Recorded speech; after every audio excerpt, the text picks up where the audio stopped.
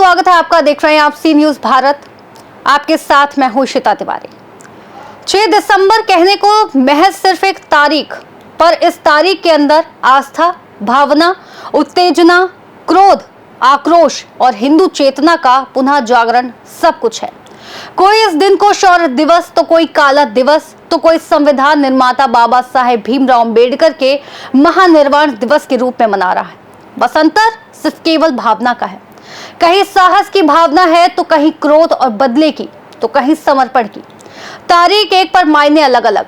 कहने को तो बाबरी विध्वंस की घटना को 33 साल हो चुके हैं, पर आज भी उस दिन की यादें लोगों के जहन में, किसी के मन में सुकून के रूप में, तो किसी के मन में गुस्से से ऐसे भरी टीस के रूप में है।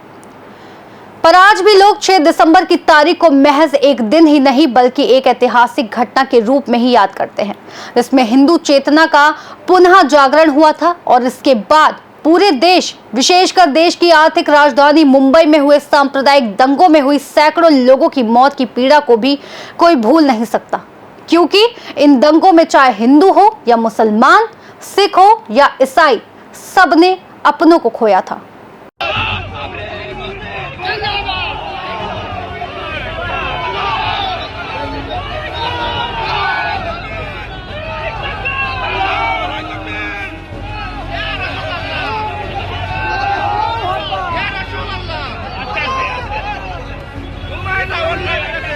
पर अयोध्या में 6 दिसंबर की घटना पर आपको बता दूं कि 6 दिसंबर की वो घटना सिर्फ एक दिन ही घटित नहीं हुई थी, उसके भी 4 महत्वपूर्ण पड़ाव हैं। पहला पड़ाव 1949, जब विवादित स्थल पर मूर्तियां रखी गई। दूसरा पड़ाव 1986, जब विवादित स्थल का ताला खोला गया। तीसरा पड़ाव 1990, जब कार सेवकों पर तत्कालीन मुलायम सरकार ने गोलियां चलवाई थी। चौथा पड़ाव 1992 में विवादित ढांचा यानी बाबरी विध्वंस की घटना।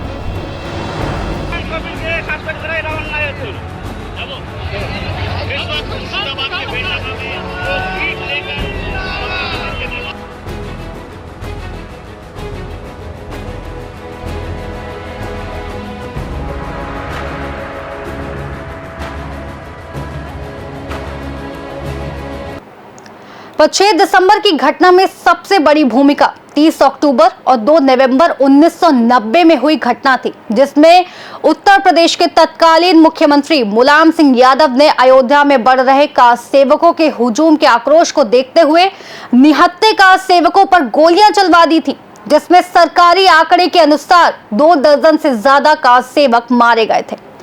कुल मिलाकर कह सकते हैं कि 1990 में हुई वो रक्त रंजित घटना ने ही 6 दिसंबर की घटना की पटकथा रच डाली थी। यूं कहें तो 1990 में एक रक्त रंजित बीज रोपा गया था और उसका परिणाम भी रक्त रंजित ही हुआ। 6 दिसंबर को बाबरी विध्वंस के बाद हुए सांप्रदायिक दंगों में सैकड़ों लोगों की जान चली गई। पर 6 दिसंबर 1992 की घटना ने भारत की राजनीति में एक नए स्तर की शुरुआत की, जहां एक तरफ राम मंदिर आंदोलन और बाबरी विध्वंस के बाद भाजपा का जनाधार तेजी से बढ़ रहा। ये वही दौर था जब भाजपा केंद्रीय शक्ति बनना शुरू हुई। वहीं दूसरी तरफ कांग्रेस की पकड़ लगातार कमजोर होती गई।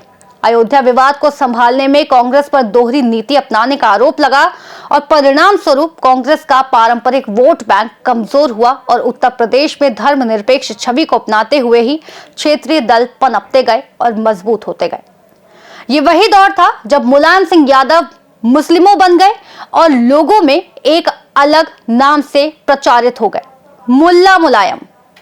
17 साल तक चली लिब्राहन आयोग की जांच।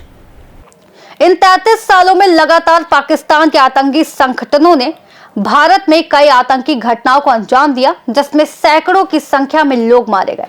बाबरी विध्वंस के बाद 17 साल तक लिब्राहन आयोग जांच करता रहा। 9 नवंबर 2019 राम मंदिर और बाबरी मस्जिद विवाद का हुआ पटाक्षेप। उसके बाद साल 2010 को हाईकोर्ट में शुरू हुए राम मंदिर और बाबरी मस्जिद विवाद का पटाक्षेप 9 नवंबर 2019 को हुआ, जब सुप्रीम कोर्ट ने एक ऐतिहासिक फैसला करते हुए राम मंदिर निर्माण का मार्ग प्रशस्त कर दिया। जिसको दोनों समुदायों ने सहर्ष स्वीकार भी किया।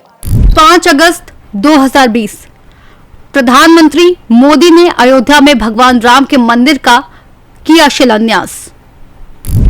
और 500 सालों की लंबी लड़ाई और बाबरी विध्वंस के 33 साल बाद 100 करोड़ से ज्यादा हिंदुओं की मनोकामनाएं 5 अगस्त 2020 को फलीभूत हुई, जब प्रधानमंत्री नरेंद्र मोदी ने प्रभु राम नगरी अयोध्या में भगवान राम के मंदिर का शिलान्यास किया और 22 जनवरी 2024 को केंद्र की मोदी सरकार के कार्यकाल में पूरी हुई और प्रभु राम की नगरी अयोध्या में भव्य राम मंदिर का निर्माण पूरा हुआ और भगवान राम की बाल स्वरूप मूर्ति को गर्भगृह में स्थापित किया गया।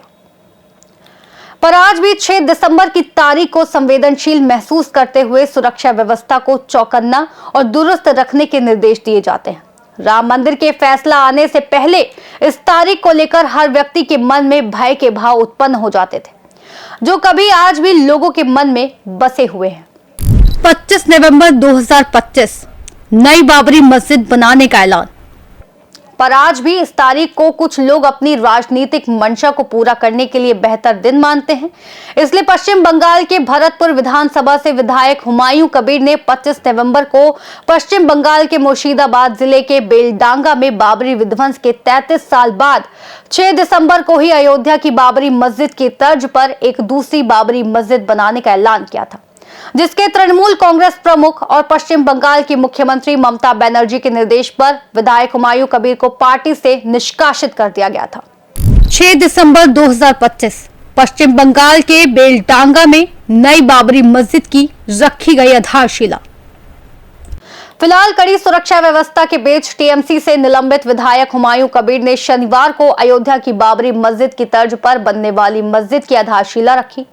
कबीर ने कड़ी सुरक्षा के बीच मंच पर मौलवियों के साथ फीता काटकर औपचारिकता पूरी की। इस दौरान 3 लाख से ज्यादा लोग अपने हाथों में ईंट लेकर इस नई बाबरी मस्जिद की नींव रखने पहुंच गए। कुल मिलाकर तारीख वही, पर इस बार एक अध्याय और जुड़ गया, शौर्य दिवस। काला दिवस के साथ साथ नई बाबरी मस्जिद का आधारशिला दिवस भी बन गया। दिन साल गुजरते चले जा रहे हैं, पर ये 6 दिसंबर की तारीख किसी के मन मस्तिष्क से हटते ही नहीं। कोई ना कोई नए बीज रोपकर इसको जीवंत बनाए रखता है।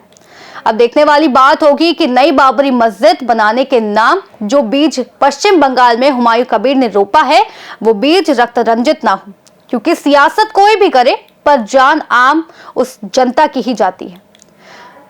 ये बात और ये जानकारी राजनेताओं को ही नहीं, सबको है। फिलहाल इस खास रिपोर्ट में इतना ही। देश और दुनिया की तमाम बड़ी जानकारियों के लिए देखते रहिए सी न्यूज़ भारत।